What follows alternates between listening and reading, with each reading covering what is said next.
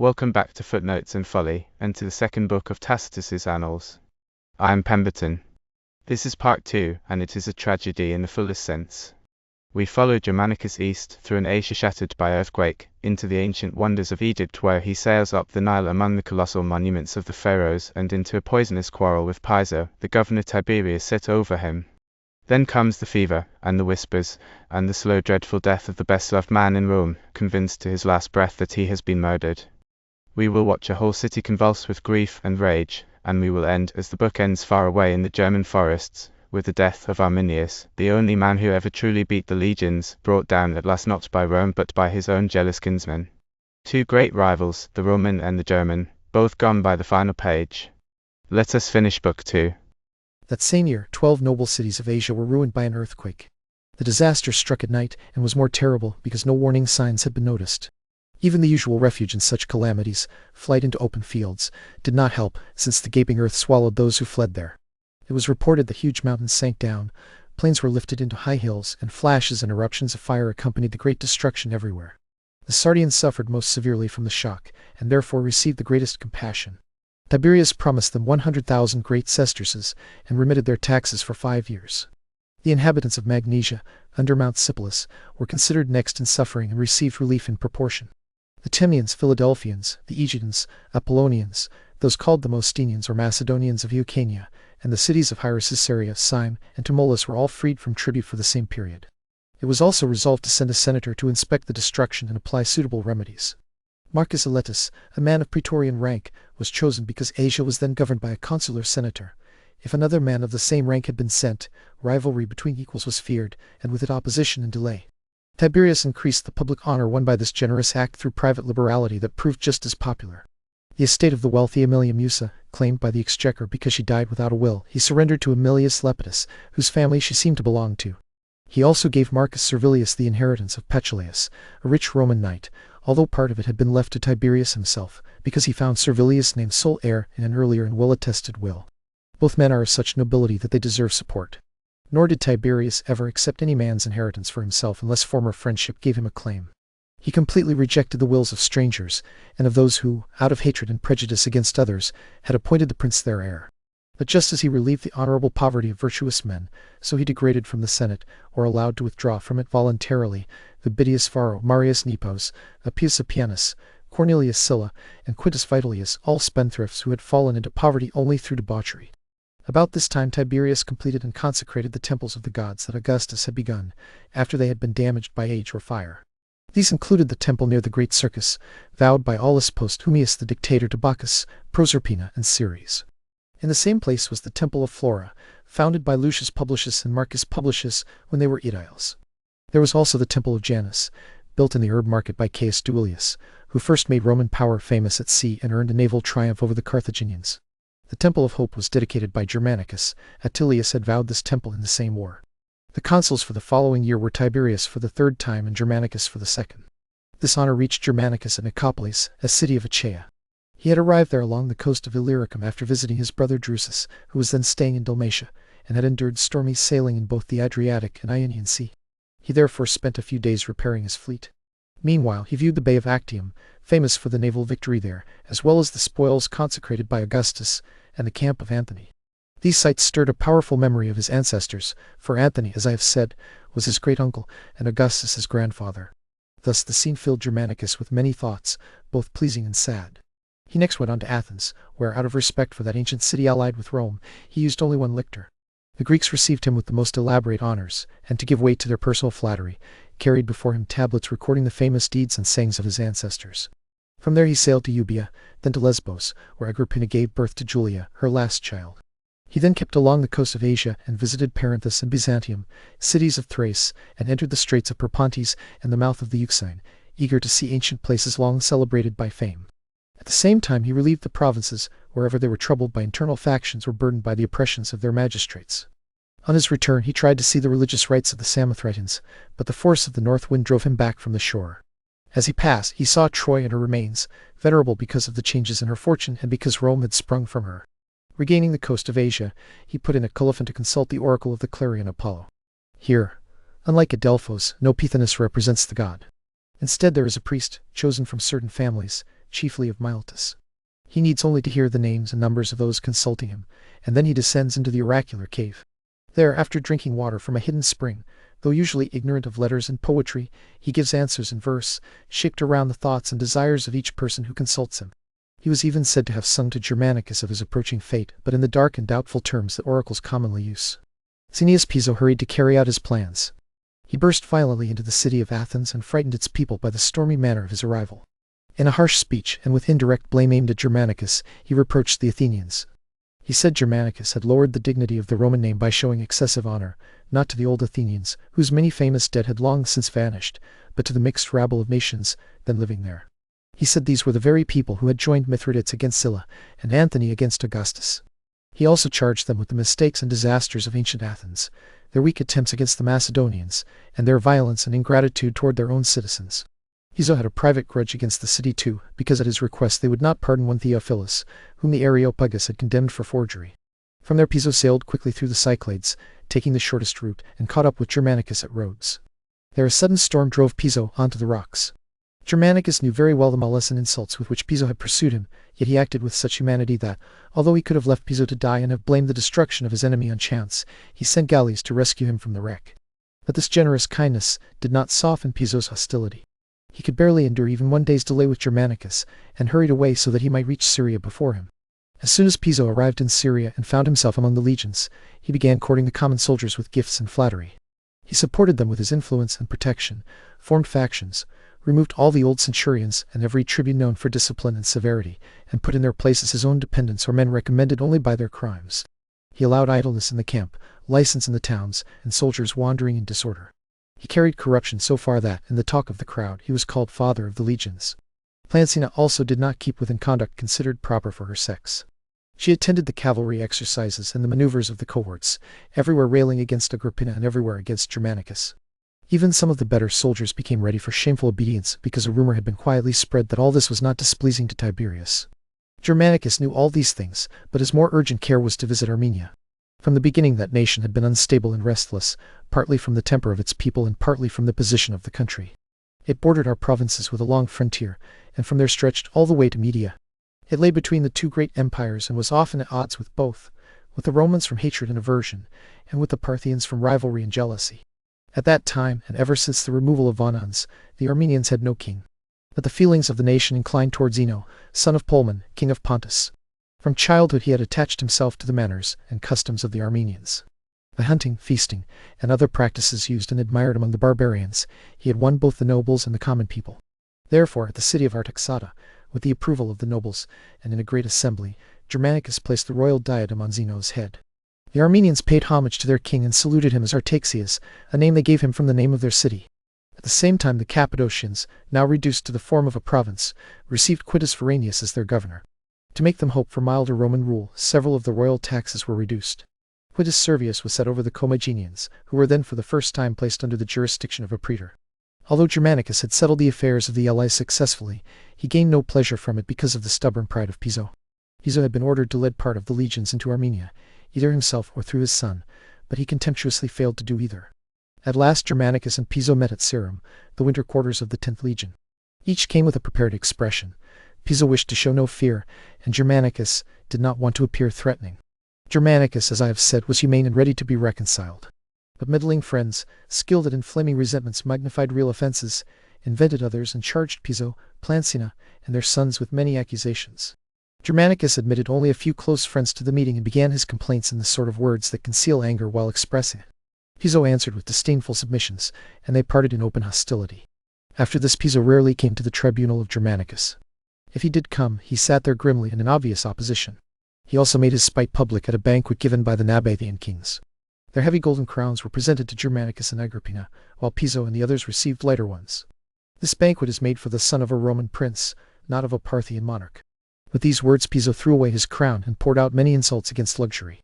These were sharp provocations to Germanicus, yet he endured them. In the consulship of Marcus Silanus and Lucius Norbanus, Germanicus went to Egypt to see the famous antiquities of the country, though publicly the reasons given for the journey were the care and inspection of the province. In fact, by opening the granaries he reduced the price of corn, and he did many things pleasing to the people. He walked without guards barefoot, and dressed as the Greeks dressed, following the example of Publius Scipio, who, we are told, kept the same habits in Sicily even during the violence of the Punic War there.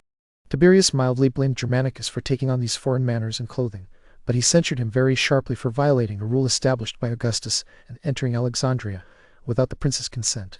Augustus, among other secrets of power, had reserved Egypt for himself and had forbidden senators and distinguished Roman knights to go there without permission. He feared that Italy might be brought to famine by anyone who seized that province, since Egypt was the key to the empire by sea and land, and could be defended by a small force against powerful armies. Germanicus, who had not yet heard that his journey was being criticized, sailed up the Nile, starting from Canopus, one of the river's mouths. The place had been founded by the Spartans as a monument to Canopus, the pilot buried there, when Menelaus, on his return to Greece, was driven by storms into strange seas and to the Libyan continent. From there Germanicus visited the next mouth of the river, which was sacred to Hercules. The peoples there claimed that Hercules had been born among them, that he was the earliest to bear the name, and that all later men who followed his example with equal courage were called after him in honor. Next he visited the great remains of ancient Thebes. On its enormous obelisks Egyptian character still survived, recording its former wealth. One of the oldest priests was ordered to explain them. He said they told how Thebes had once contained 700,000 fighting men, how with that army, King Ramses had conquered Libya, Ethiopia, the Medes and Persians, the Bactrians and Scythians, and how he had added to his empire the lands of the Syrians, Armenians, and their neighbors the Cappadocians, a stretch of countries reaching from the Sea of Bithynia to the Sea of Lycia. There too was read the tribute imposed on the several nations, what weight of silver and gold, what number of horses and weapons, what ivory and perfumes as gifts for the temples, what measures of grain, and what quantities of every necessity each people paid. These revenues were as splendid as any now exacted under the name of the Parthians or by the power of the Romans. Germanicus was eager to see other marvels. The chief of them were the image of Memnon, a huge stone colossus that gave out a sound like a voice when struck by the rays of the sun, the pyramids rising like mountains among shifting and almost impassable waves of sand, monuments to the rivalry and wealth of Egyptian kings, the artificial lake built to receive the overflow of the Nile, and in other places, chasms of such immense depth that those who tried could never reach the bottom. From there he went on to Elephantina and Sine, two islands that had once marked the frontiers of the Roman Empire, though that empire had now been extended to the Red Sea. While Germanicus spent that summer in several provinces, Drusus was stirring up quarrels among the Germans, and from this gained considerable reputation. Since the power of Maroboduus had already been broken, Drusus urged them to continue and complete his ruin. Among the Gaetons there was a young nobleman named Catualda, who had long ago fled from the violence of Maroboduus, but who now, in Maroboduus's distress, resolved to take revenge. With a strong band he entered the borders of the Marcomannians, won their chiefs over to his alliance by corruption, and stormed the royal palace and the fortress near it. In the plunder were found the old stores of booty gathered by the Suevians, as well as many suppliers and traders from our provinces. These men had been drawn from their own homes first by the privilege of commerce, then held there by the desire to increase their profit, and at last, having completely forgotten their own country, had settled like natives in hostile soil. Maroboduus, abandoned on every side, had no refuge left except the mercy of Caesar. He therefore crossed the Danube where it touches the province of Norica and wrote to Tiberius. He did not write in the tone of a fugitive or a suppliant, but with a spirit suited to his former greatness. Many nations invite me to come to them as a king once so glorious, but I prefer the friendship of Rome above them all. In Italy you shall have a safe and honorable retreat, and when your affairs require your presence, the same security to return. But to the Senate Tiberius declared that Philip of Macedon had never been so terrible to the Athenians, nor Pyrrhus nor Antiochus to the Roman people. The speech still exists. In it he magnified the greatness of Maroboduus, the fierceness and bravery of the nations subject to him, the alarming nearness of such an enemy to Italy, and his own subtle measures for destroying him. Maroboduus was kept at Ravenna as a check and terror to the Suevians, as if, whenever they became restless, he were ready to recover their obedience. Yet for 18 years he never left Italy, but grew old there in exile. His renown also greatly declined. That was the price he paid for an excessive love of life. Catualda met the same fate and found no other sanctuary. Soon afterward he was driven out by the forces of the Hermingerans under Vabilius, and after being received under Roman protection, was sent to Forum Julium, a colony in Narbonne Gaul. The barbarian followers of both men, lest they disturb the peace of the provinces if mixed among them, were settled beyond the Danube, between the rivers Maris and Cussus. Vannius, a Quadian by nation, was assigned as their king. As soon as it became known at Rome that Germanicus had given Artaxias to the Armenians as their king, the fathers decreed the lesser triumph to Germanicus and Drusus. Triumphal arches were also erected on each side of the temple of Mars the Avenger, bearing statues of the two Caesars. As for Tiberius, he was more pleased to have established peace by policy than he would have been if he had ended the war by battles and victories. When Germanicus returned from Egypt, he learned that all the orders he had left with the legions and the eastern cities had either been completely cancelled or replaced by opposite regulations. This gave rise to sharp reproaches and insults against Piso. Piso's efforts and plots against Germanicus were no less bitter. Piso later decided to leave Syria, but was delayed by the following illness of Germanicus. Again, when he heard that Germanicus had recovered and saw that vows were being paid for his restoration, the lictors, by Piso's command, broke up the solemnity, drove away the victims already at the altars, overturned the preparations for sacrifice, and scattered the people of Antioch who were celebrating the festival. He then withdrew to Seleucia and waited for the outcome of the illness that had again attacked Germanicus.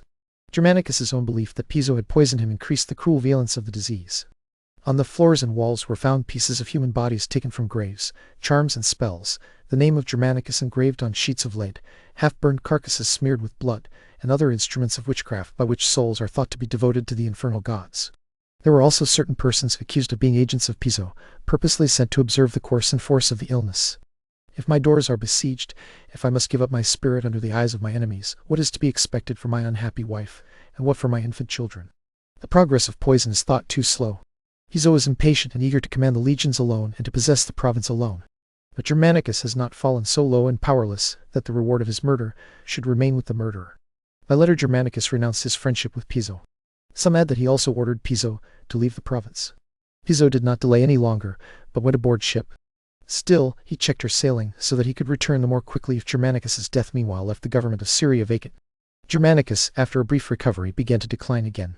When he felt death drawing near, he spoke to the friends gathered around him. If I were yielding to the natural fate of all men, I would still have a just complaint against the gods, because they are tearing me away too soon, in the prime of life, from my parents, my children, and my country. But now, with my life cut short by the malice of Piso and his wife, I place my last prayers in your hearts. Tell my father and my brother what cruel persecutions I suffered, what deadly traps surrounded me, and how I ended a most miserable life by the worst of deaths. All those whose hopes depended on my fortune, all those joined to me by blood, and even those who envied me while I lived, will mourn me when I am dead, knowing that I, once so glorious and the survivor of so many wars, fell at last through the secret plots of a woman. You will have the opportunity to complain in the Senate, and to call on the laws for help and vengeance. The chief duty of friends is not to honor the dead with lazy lamentations. They must remember his dying wishes and carry out his final desires. Even strangers will lament Germanicus. You are my friends. If you loved me more than my fortune, prove your friendship. Show the people of Rome my wife, the granddaughter of Augustus, and count before them our 6 children. Their pity will surely support you when you accuse. If the accused claim hidden orders for their wickedness, they will not be believed, and if they are believed, they will not be pardoned. His friends touched the dying prince's hand and swore, as a pledge of their loyalty, that they would give up their lives sooner than give up their revenge. Then Germanicus turned to his wife and begged her, out of tenderness for his memory and for their children, to put aside her proud spirit, submit to her hostile fortune, and when she returned to Rome, not provoke those who held power by a hopeless rivalry for rule. This much he said openly, and more in private. Because of that, people believed he had warned her of deceit and danger from Tiberius. Soon afterward he died, bringing deep sorrow to the province and to all the neighboring countries. Even distant nations and foreign kings mourned him, so gracious had he been to our allies, and so humane to his enemies. He was equally worthy of reverence whether one saw him or only heard of him, and though he never abandoned the serious bearing and dignity of his exalted rank, he lived without arrogance and without causing envy. His funeral had no outward splendor and no procession of ancestral images, but it gained solemnity from the loud praises of his virtues and the affectionate memory of them. Some people, because of his beauty, his age, the manner of his death, and even the nearness of the places where they died, compared his fate with that of great Alexander. They said that both had graceful bodies and illustrious descent. Neither was much beyond 30 years old. Both, while among foreign nations, were victims of the malice and plots of their own people. But Germanicus, they added, was gentle toward his friends, moderate in his pleasures, bound to one wife, and father of all his children by one marriage. He was no less a warrior, though he was not so rash. Though prevented from completing the conquest of Germany, he had broken it in so many victories that it stood ready for the yoke. Therefore, if he had been sole master of affairs, and had acted with the power and title of royalty, he would more easily have overtaken Alexander in the glory of conquests, as he surpassed him in clemency, moderation, and every other virtue. Before his body was placed on the funeral pile, it was displayed naked in the Forum of Antioch, where the pile had been built. Whether it showed signs of poison remained uncertain, for people gave opposite reports according to their sympathies. Some pitied Germanicus and assumed Piso's guilt, while others favored Piso. The legates of the legions and the other senators present then debated who should receive the administration of Syria.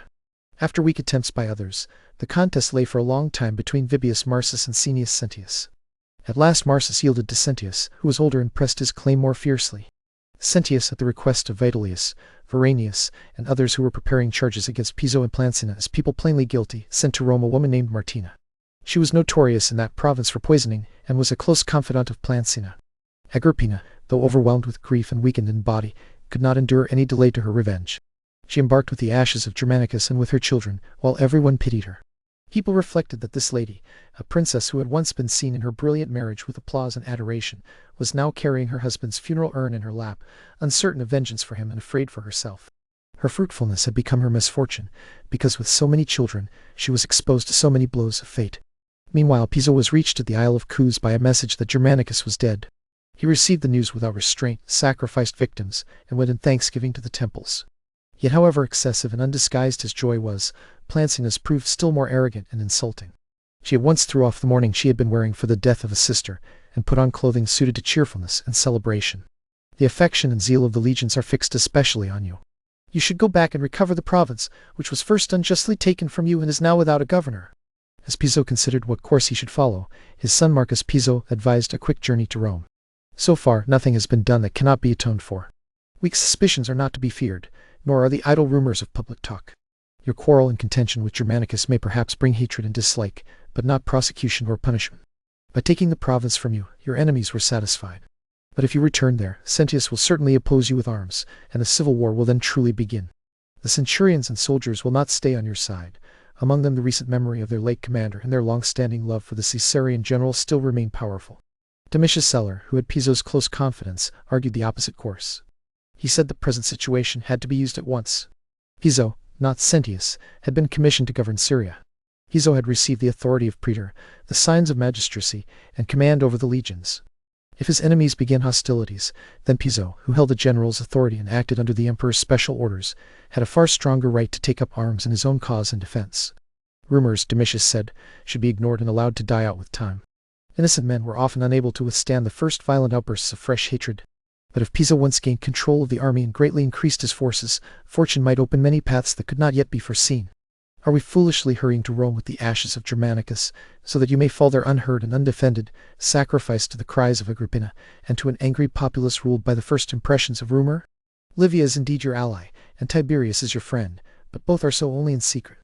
In fact, no one will more grandly mourn the violent fate of Germanicus than those who most sincerely rejoice at it. Piso was naturally inclined toward violent measures, and it took little effort to persuade him. He sent a letter to Tiberius accusing Germanicus of luxury and pride. He said that he himself had been driven out to make room for dangerous designs against the state, and that he had now resumed care of the army with the same loyalty and good faith he had shown before. Meanwhile, he put Domitius aboard a galley and ordered him not to appear along the coasts or among the islands, but to sail across the open sea to Syria. Deserters were gathering to Piso from every side in crowds. He formed them into companies and armed all the camp followers. Then he sailed across to the mainland, intercepted a regiment of recruits on its way into Syria, and wrote to the minor kings of Cilicia, asking them to send immediate support. The younger Piso also pressed forward all the preparations for war, although he had opposed and advised against beginning a war at all. As they sailed along the coasts of Lycia and Pamphylia, they met the ships carrying Agrippina. Both sides were hostile, and at first both prepared for battle. But because each feared the other equally, they went no further than insulting one another. Vibius Marsus in particular summoned Piso to Rome as a criminal, to make his defense there. Piso answered mockingly that he would appear when the praetor who was to judge poisoning cases had appointed a day for both accusers and accused.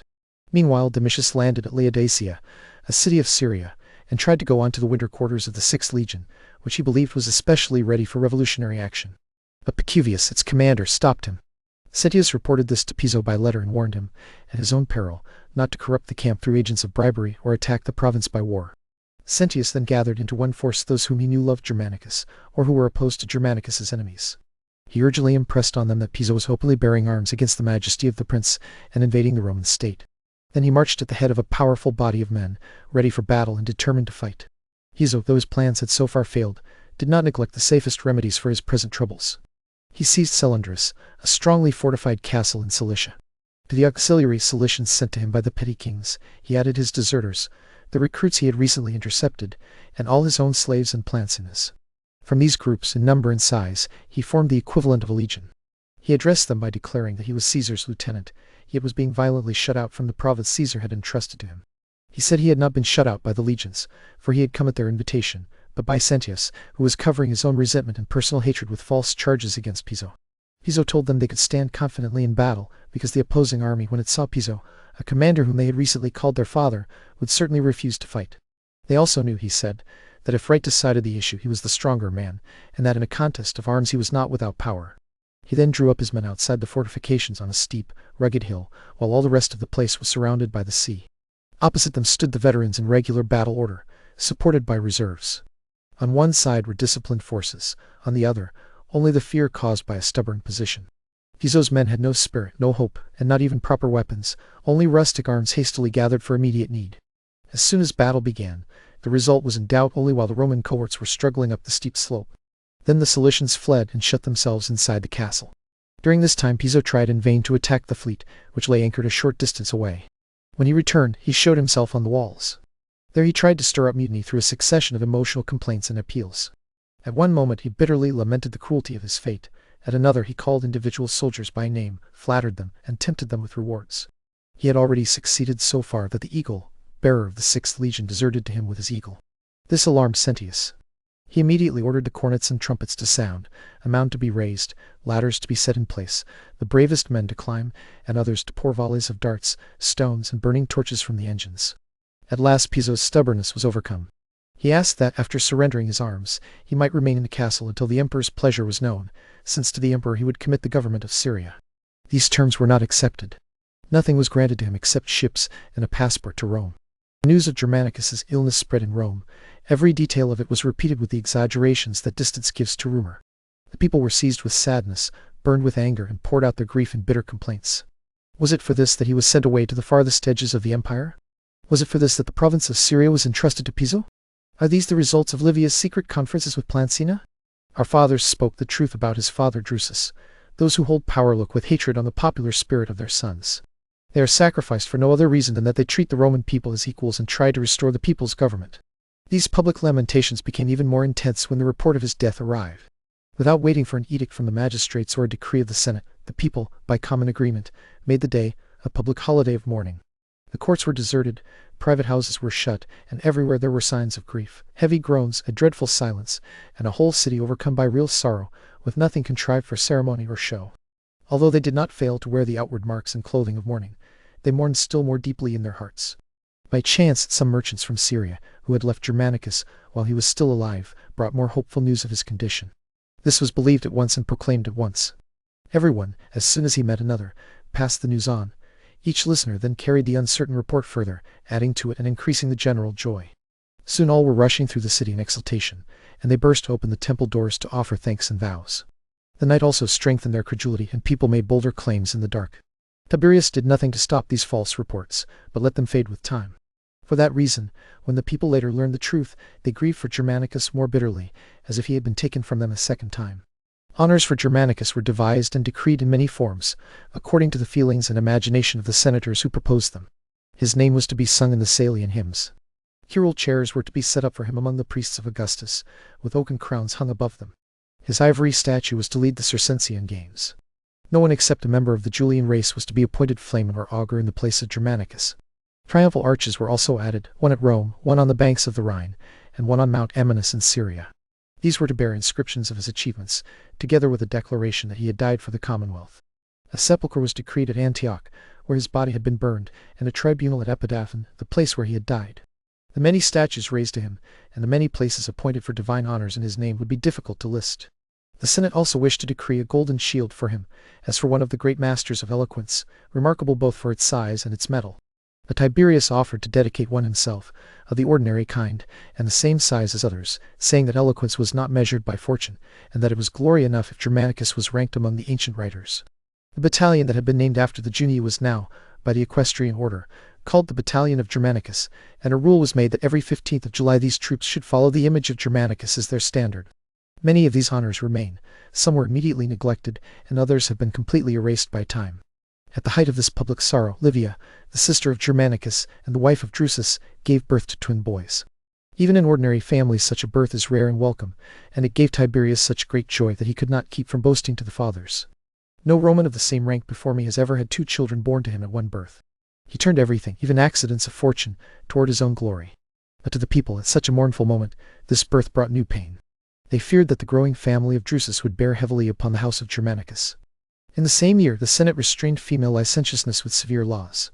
It was provided that no woman should publicly sell herself if her father, grandfather, or husband was a Roman knight. Vestilia, a lady born from a praetorian family, had registered herself before the Ediles as a prostitute, following an old custom of our ancestors, who believed that prostitutes were sufficiently punished by openly admitting their infamy.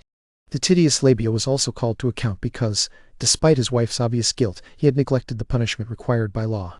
He argued that the 60 days allowed for deliberation had not yet passed. It was judged sufficient to proceed against Vestilia, and she was banished to the Isle of Seriphos. Measures were also taken to abolish the rights of the Jews and Egyptians. By decree of the Senate, 4,000 descendants of freed slaves, all infected with that superstition, but of suitable strength and age, were to be transported to Sardinia to suppress the Sardinian robbers. If they died because of the unhealthy climate, the loss would be considered insignificant.